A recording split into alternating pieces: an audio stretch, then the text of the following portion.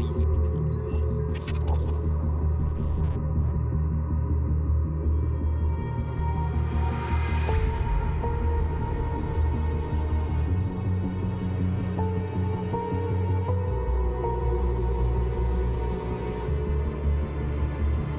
With VR constantly evolving, it's always good to keep an eye out for the must-play titles for the platform.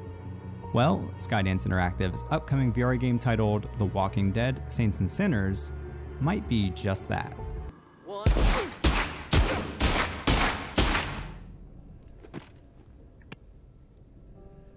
At the start of my hands-on demo, I got the lowdown on the narrative present in The Walking Dead: Saints and Sinners. Set 3 years after an outbreak in New Orleans, the once great city is flooded by a massive horde of deadly walkers. With hardly any way to escape, the city has been divided into districts that are all controlled by the Tower, but a rebel group known as the Reclaimed is causing some problems. Not only that, but apparently there's a bunker that has just about everything each faction could dream of, and as a result, a bloody battle for power has begun, which is what I stepped right into. How the battle plays out isn't going to be a linear sequence of events. Instead, the player will be responsible for shaping the narrative. Every challenge you'll face and every decision you'll make will affect how things play out. This will be handled via a choice-based dialogue system and, of course, just making decisions on your own, like shooting someone down on a whim. Having the freedom to choose what I wanted to do in the unforgiving wasteland had me already picturing myself doing multiple playthroughs. According to the developer, the single-player campaign is going to be over 15 hours long, so that'll give me plenty of time to decide what I want my first playthrough to be like.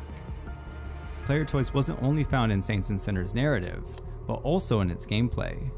With the game's free-roaming world I was able to explore, I had the power to choose how to survive against all the terrible things that were around me, whether it was walkers that wanted to chow down on me, or hostile survivors who wanted to take me out. There were many ways to avoid getting into some serious trouble, however, since exploration surprisingly had a parkour element to it, in which anything I saw I was able to grab or climb. Dealing with enemies though was all a matter of mastering visceral and brutal combat. I'm not gonna lie, it took me a good while to get adjusted to it since I had to really understand how each weapon worked, so going in guns blazing or bat swinging was most definitely not an option. But that's what made combat such a thrill, being able to choose from an arsenal of weapons, and figuring out which weapons were the best fit for my playstyle. That said, I noticed the controls for combat were hit or miss at times, as sometimes I'd have to keep pressing the trigger button to do a certain action. This could be due to me being out of the VR space range or something along those lines though.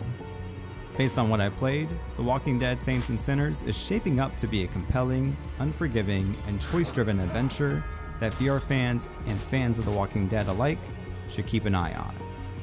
The Walking Dead: Saints and Sinners is slated to launch on January 23rd, 2020. Thanks for watching. You can read our full preview at NoisyPixel.net. NoisyPixel is run by a group of gamers who work hard to deliver news, reviews, previews, and more. Please subscribe to keep up with all of our future content.